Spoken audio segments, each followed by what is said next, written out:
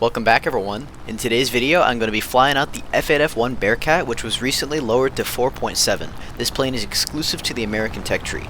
I am pretty late to uploading a video on this plane since the VR changes, which were about a month ago, but I can certainly say that this plane at 4.7 is ridiculous. Below 3,500 meters, the Bearcat is the fastest prop plane at its BR.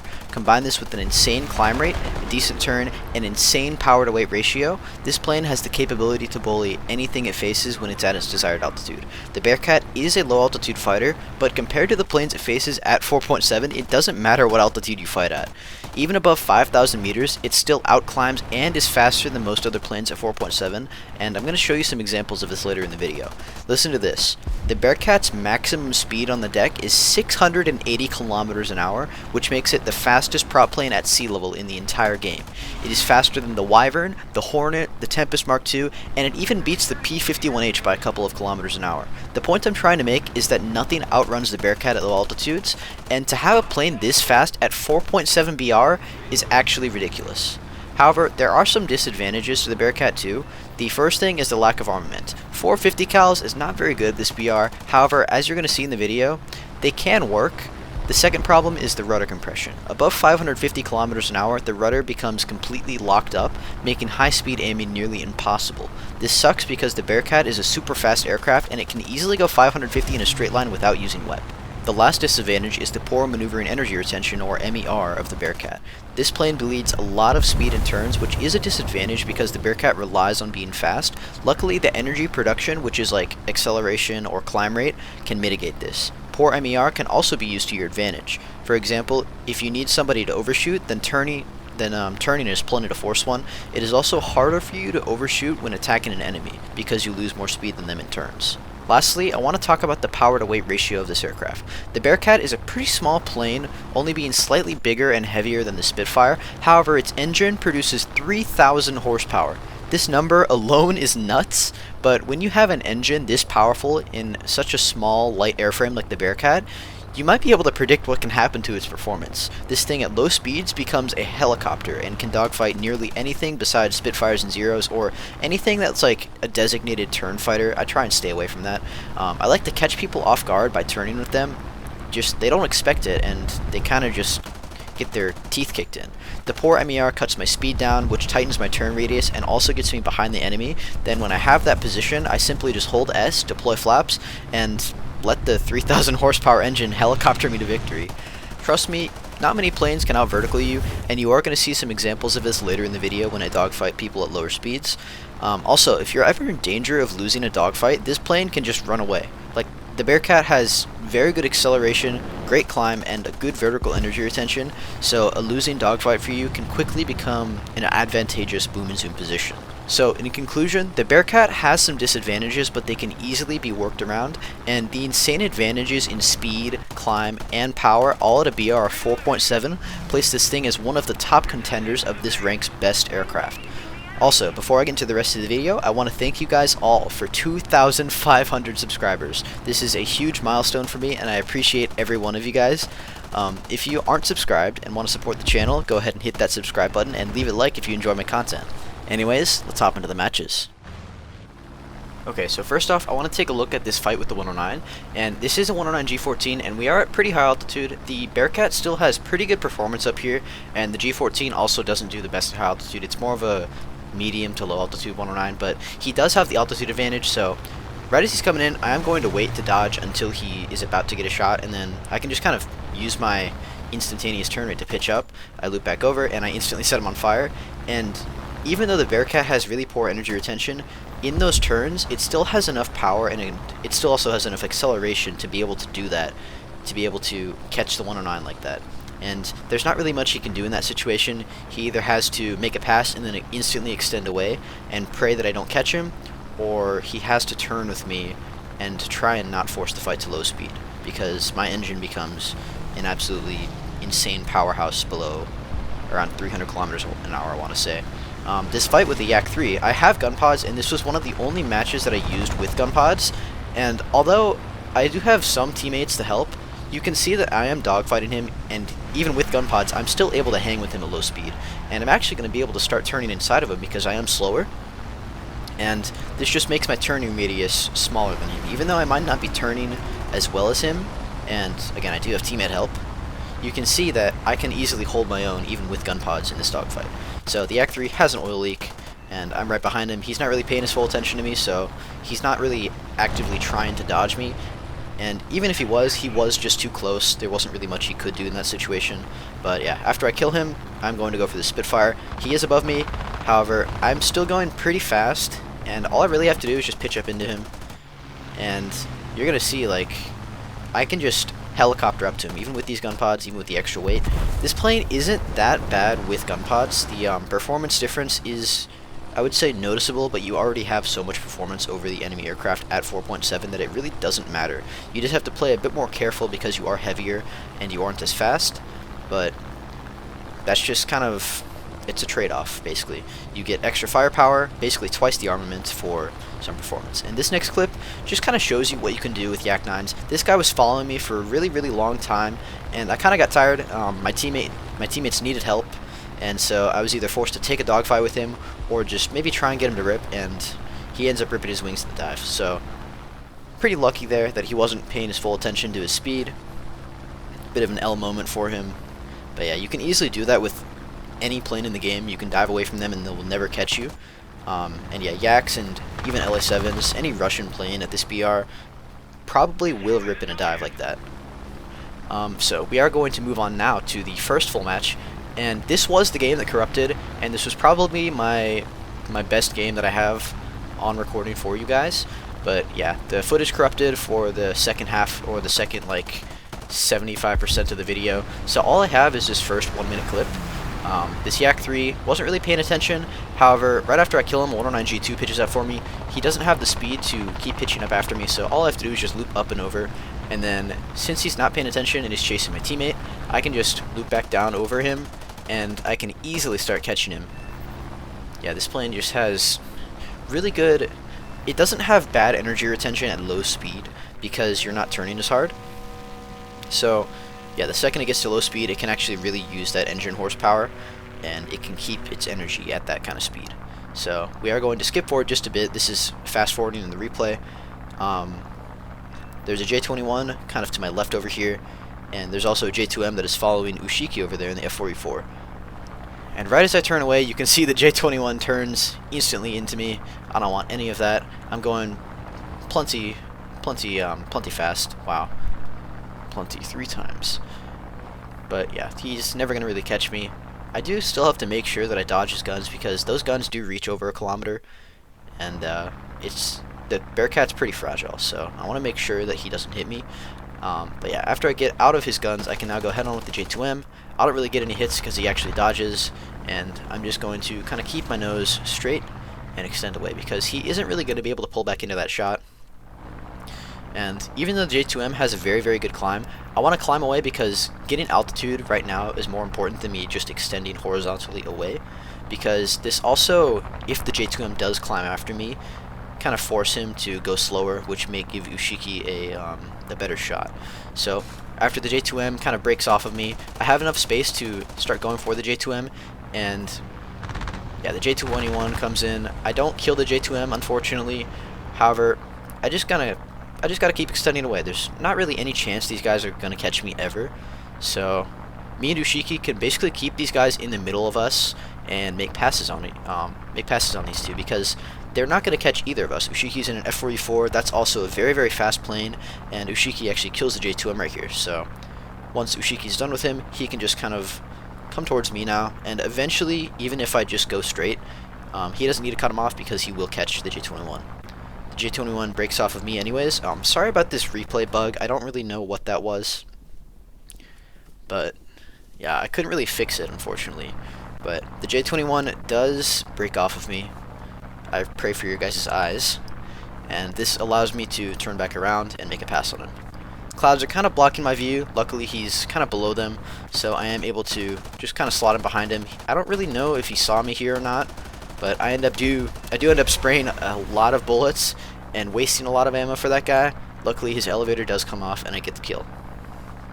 We're now going to just kind of fast forward a bit towards me and Ushiki and Circa are going to fight these 3 guys. So there's 2 Yak 3s, an LA11, and there's also soon going to be a Wyvern. The LA11 just kind of keeps ground pounding, and that is going to make our tickets a pretty big issue. I can't really pitch down for that Yak 3. He rolls under my guns, and my rudder at that speed isn't the most responsive, so I do miss, but I can just kind of loop back over, go help Circa. Unfortunately, Circa is stock in the F4E4, and he kind of turns back in front of the Yak 3, which is something you don't really want to do. And in the process of trying to save him, I almost crash, and now I have to dodge the Yak 3. I go under him. Unfortunately, Circa goes down, and at these speeds, I can just drop my landing flaps and instantly pull behind this guy. Again, this thing without gun pods literally can dogfight Yak 3s at low speed. It's pretty ridiculous. But at that distance, there's not really much the Yak 3 can do to get away from me. The Yak 3 has very good acceleration, but he doesn't have better acceleration than me. So it's a done deal at that point. Now Ushiki is having a bit of trouble with the Wyvern. He did kill the Yak 3, however he was kind of slow when the Wyvern did come in, and the Wyvern is going to end up killing Ushiki. So basically it is a 1v3, I believe. Yeah, 1v3, and I have to deal with the Wyvern first because he is coming head on. He has 420s. I don't want any of that. I never really full commit head on to Wyverns ever. especially with this plane, because it just doesn't have the volume of fire needed. I almost crashed right here. You can see me pointing with my mouse. But we are going to speed this up. And the F8F, believe it or not, is faster than the Wyvern on the deck. And it also climbs a bit better. So eventually I am going to catch this guy. However, I kind of am on the clock. The tickets are going down. And I'm a bit worried about losing this game on tickets. So I am going to end up spraying a bit of more ammo.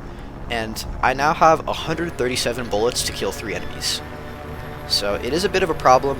However, I just got to be patient because I need ammo I need ammo more than I need time, basically. So I'm just going to be a bit more patient, get closer to the Wyvern, and I want to make sure these bullets count. I want to make sure these bullets set him afire. You can see the LA-11 over there, or sorry, the J-21 over there ground pounding. The LA-11 is RTB, and as soon as I look back, the Wyvern starts spiraling up. And he's not really going to be doing much at this speed. The Wyvern has way worse energy retention than even me, so all I really need to do is just put a couple of rounds into his fuselage, he gets set afire, and now I can go for the A-21. And this guy doesn't really have any chance whatsoever in a dogfight. All I have to do is just really go vertical at low speed with him and dodge the first pass he makes. And as soon as I get past that first pass, it's a done deal. So I want to make sure, because I only have a couple of rounds left, that I get some good shots in, make these shots count.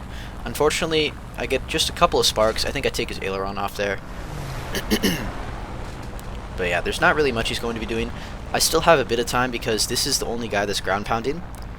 So I just want to make sure, again, I just want to make sure my rounds hit. This guy goes into a stall climb. I don't know why. He wasn't really ever going to get away from me. And this is where the replay starts lagging. But eventually I do kill him. And I have 19 rounds left. And it's either I go back to base and we lose on tickets, or I try and kill the LA-11 with 19 rounds of ammo. And I choose the latter. I go for the LA-11, and unfortunately he is camping his base. I have to I was above him, and I had to dive down to the deck to make it look like I was lower energy, to make him, to kind of entice him to come over here and actually take the dogfight with me. Even when I am damaged like this, I do turn better still. I do perform plenty well at low speeds, and the Focke-Wulf 190 on my team is going to come help me eventually. However, I don't trust that there's enough time for him to get over here before the LA-11 either runs back to base or kills me. So I'm going to force a dogfight with him. I dodge the first pass, and I instantly go up because even though he does have more energy, I have better energy retention in the vertical and energy production in terms of acceleration. And this guy, you can already see I'm turning completely inside of him. I don't really shoot there because, again, I have very, very low ammo. I want to make sure these last shots count, and at this point, there's nothing the LA-11 can really do to get away from me, and I get an engine fire, which is awesome. I somehow managed to kill this guy with 19 bullets, and that is going to be game.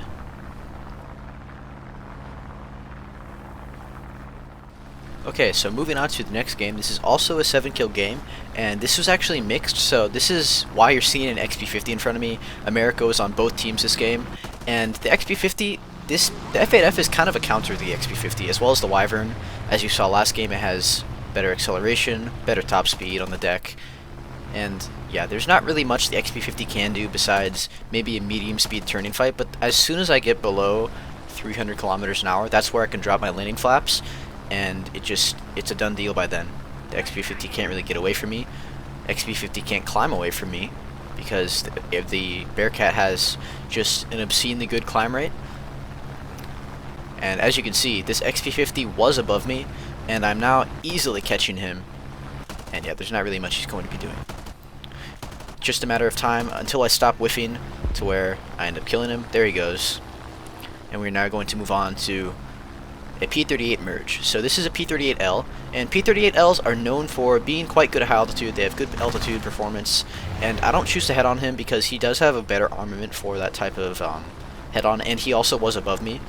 So I'm just going to kind of take the merge, dodge the merge, and just leave because there is an LA-7 also catching me, and there's also an XP-55 way in the background. I checked the XP-55 stats. He was actually a really good pilot, so I want to be extra careful of him. This is fast forwarded maybe 2 minutes, and I'm at 7,200 meters, and I can't afford to dogfight both the LA-7 and the P-38 because I would just get a 2v1 at this altitude is not, it's very treacherous. So LA7 eventually does break off after the XP55, and I can now turn around. The P38 actually gives me a 6 for some reason. I don't really know why. Maybe he just wanted to be covered by the LA7. But even at this altitude, the Bearcat is faster than the LA7, faster than the P38L, and there's not much these guys can really do. The P38L, I think, gets faster above maybe 7,000 meters. But yeah, we're below that, and he can't really do much to get away. So I'll go head on with the LA7 just to kind of force him to lose a bit of energy, force him to break off, and I can now go for the P38L, who for some reason goes directly vertical. I guess he thought I didn't have enough energy to pitch up for him, but he does end up getting cooked. And I'm now just going to extend away from the P38 and the LA7. And I want to energy trap this LA7 because his engine his engine above 3 kilometers doesn't perform that well. And so I want to take advantage of this lack of performance from his engine to spiral above him and energy trap him. This was a bit risky here because I wasn't going very fast, and this does give him a shot. However, the second I drop my landing flaps and kind of pull up like that, it makes it very hard for him to adjust to that very tight turn that I made. And now I can just go up over his guns. He has nowhere near enough energy to pitch up for me, and as you can see, I'm just helicoptering above him, and it's just over for him at this point. I get a nice little pilot snipe, take care of him very quickly, and I can now go for the XP55. And I turn what was going to be a 3v1 down into a 1v1. This XP55 is coming out of a dive, and he's not going to take the head-on with me, which is pretty smart. I am above him, but he doesn't realize that he's not going to be able to catch me even after he turns around out of that dive. The XP55 does have very good energy retention, maneuvering like that, and it looks like he's catching me now. However, he's actually just cutting me off, and he actually just came out of a dive. So eventually, as he climbs up to me, he's going to lose speed, and in reality, he's actually over a kilometer below me and behind me. So all I really have to do is just wait for him to lose enough speed to where I feel comfortable enough to turn around over him, and there's not much he's going to be able to do. XP55 does have better high-speed turn than me and better high-speed control, but that's about it.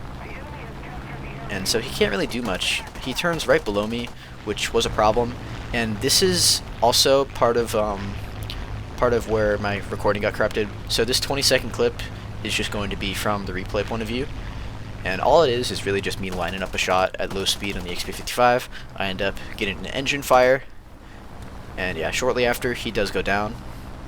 I'm just kind of waiting behind him, making sure he goes down, because I don't actually have that much ammo left, and I'm the last guy on my team, and there's like, I think 3 enemies left after this XP55, so I want to make sure I conserve as much ammo as possible.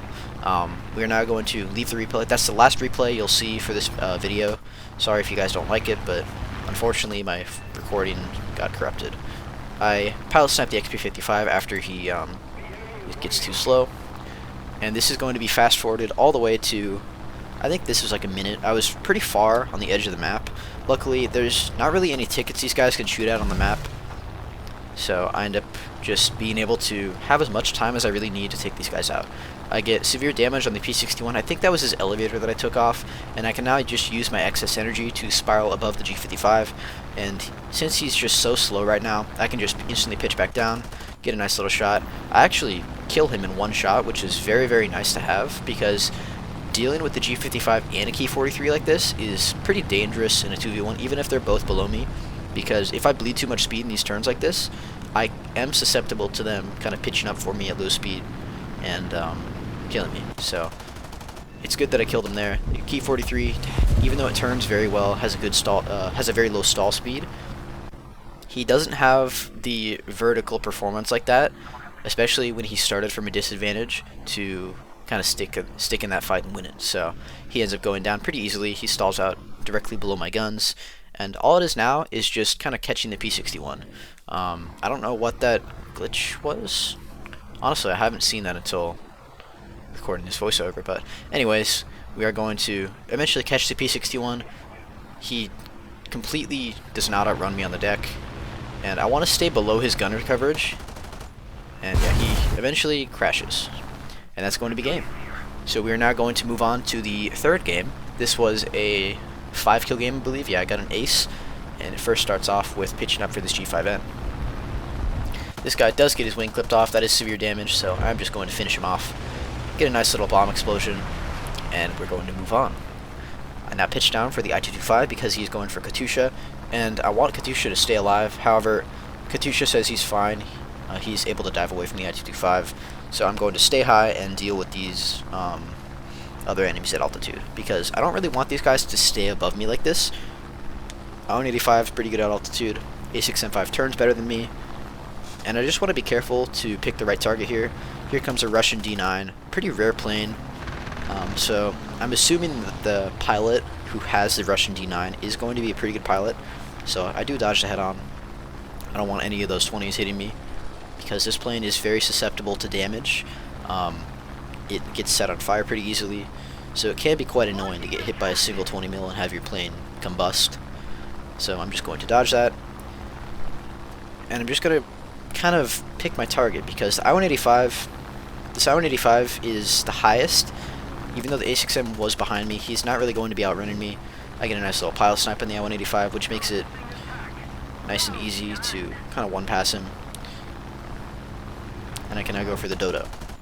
This Dodo has absolutely no chance, and I do cut throttle because he's the only enemy really near me. A6M5 actually didn't follow me. I was way faster than him, so I can actually just throttle drop this guy, and there's nothing he can really do to get away. Even if I am throttle dropping and he tries to run away, my acceleration is way better than his, and he can't really do anything. It's just a matter of time until enough of my 50 cals hit him that he goes down. Unfortunately, I don't get any fires on these first couple of shots. But yeah, just eventually he will go down. There he goes. And I can now just go back towards the middle of the map, look for any enemies that are below me, because there isn't anyone above me besides that PE-8 all the way in the distance. And we're just going to carry on. So skipping forward a bit, I am diving through the clouds, and a Key 43 appears that I saw maybe a couple of minutes ago. I don't know why he stayed so low, but I think he was RTB, and I can easily catch him because the Key 43 is a pretty slow plane. It is hyper maneuverable though, so I want to be careful that I don't lose enough speed to where he can kind of reverse me and get a shot on me. So I'm just going to kind of lightly make a pass. He does some weird stuff by like turning into me and then turning up over, and since my rudder's compressing, and I'm also kind of scared of that he was going to full commit head on, I don't really shoot until he's too close, so I end up not being able to kill him in one shot. But all I have to do is just really go vertical, and there's not really much he's going to be doing because he wasn't going that fast to begin with, but he did a 180 for me and just lost even more of his speed. So he was probably going 300 kilometers an hour slower than me by the time we merged. So I can just easily climb up, loop over really quick, and make quick work of him. We now are going to fast forward to this PE-8, which was the last kill, and I'm showing you this clip, even though I did kill him. I'm showing you this because this is an example of what not to do with the bomber. I got kind of impatient because this guy was so high up, and I just wanted this guy out of the match as quickly as possible because this was the last guy. I wanted to end the match and just move on to the next one, but this guy wouldn't come down, and yeah, this clip just basically shows you what not to do against a bomber, even if you're impatient. So I get severe damage. So moving on to the next game, we have a Lancaster in front of us, and I'm going below him because first of all his gunners don't really cover him below better than up top, and second of all his bomb bay is below, and luckily he has it open, so I can just kind of shoot center mass of him, his bombs explode, and I get a pretty easy kill. Even with 450 cals, as long as you shoot in the right spots on any plane, 50 cals will actually do quite a bit.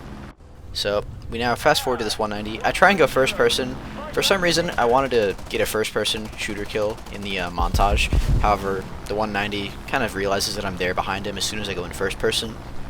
So the montage kill in first person won't be happening today. Luckily, I was too close for him to really do anything to try and get away from me.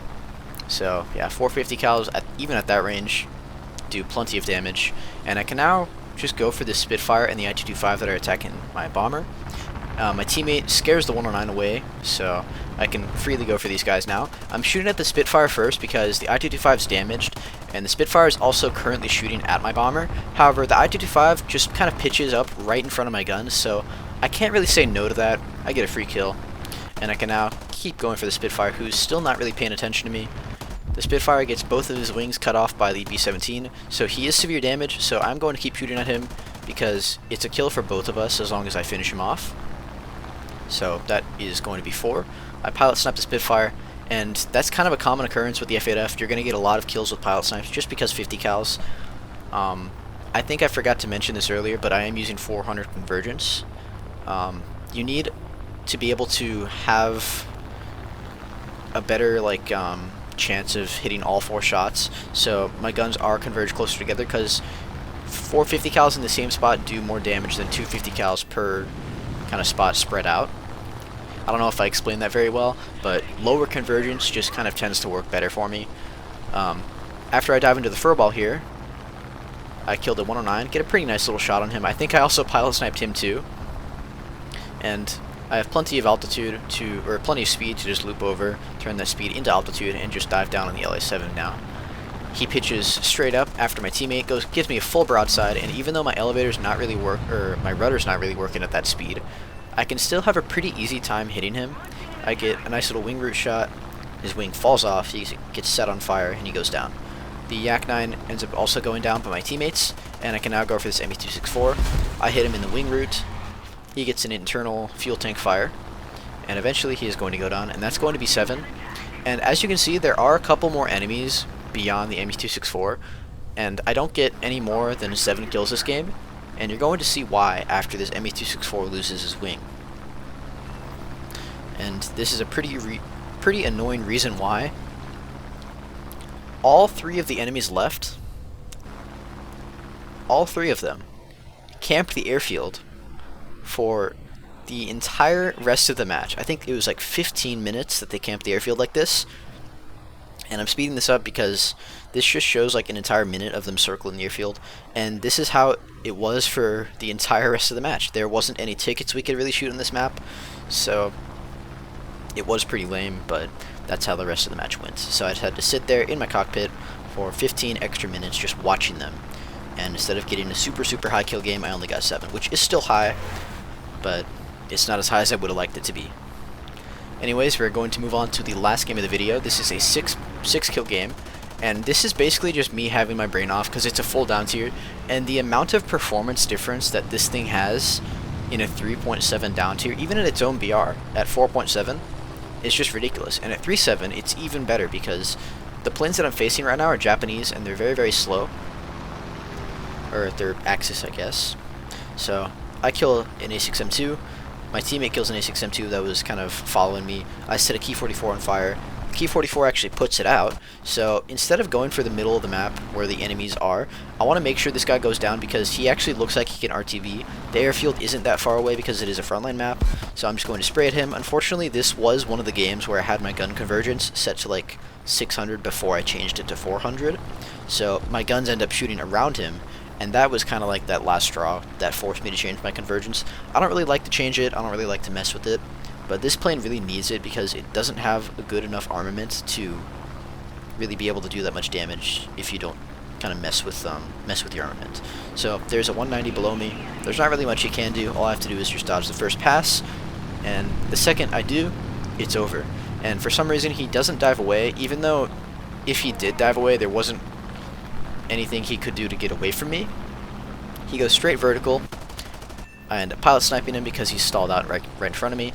As you can see, this thing has a very good turn rate with those landing flaps down at low speed, and it has enough power to just kind of keep that speed while it's at those low speeds because 3,000 horsepower helicopter.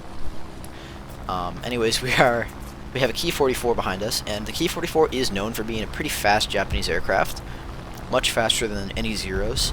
However, I can go 680 on the deck in a straight line without really even trying, coming out of a dive. I pick up this ME410 on the way, and this is like the last moment the Key 44 is going to be catching me, because I can maintain this speed pretty easily while he can go like 560 on the deck maximum, so he's going to be losing precious energy the longer he keeps chasing me for. I'm easily outrunning him now, as you can see, and he has a choice between either dying by the XP50 eventually whilst trying to still chase me, or turning and having a slight chance of getting killed by the XP50. He ends up getting killed by him anyways, so We're skipping forward to this Thunderbolt who's ground pounding, and he's kind of a priority target for me because he was near me. However, he's also taking our tickets down, and I don't really want that because frontline maps can lose on tickets pretty quick. It's good that I stopped him early enough because our tickets are still pretty high up, and we're now going to skip ahead to a 3v2. P47, Key 44, these guys are both really slow.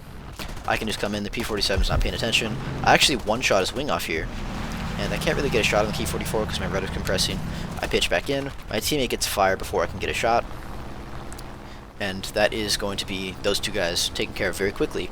This Wyvern is the last player on the enemy team. I asked him in chat to 1v1 me, bro, because he was kind of camping his airfield. However, he does the respectful thing and actually tries to kind of make a pass on me. I go under his guns, and as soon as I dodge that first pass, it's over. I kind of turn back in front of him because he is still going faster than me, so this is going to cause me to be closer to him when he overshoots. And now it's just a matter of time because I accelerate better, I retain energy more, and yeah, it's just a matter of time before I get that engine fire. He goes down, and that's going to be 6, and that's going to be the end of the game. That's also going to be the end of the video, so I hope you guys enjoyed. Thank you guys so much for 2,500 subscribers, and I will see you all in the next one. Peace out.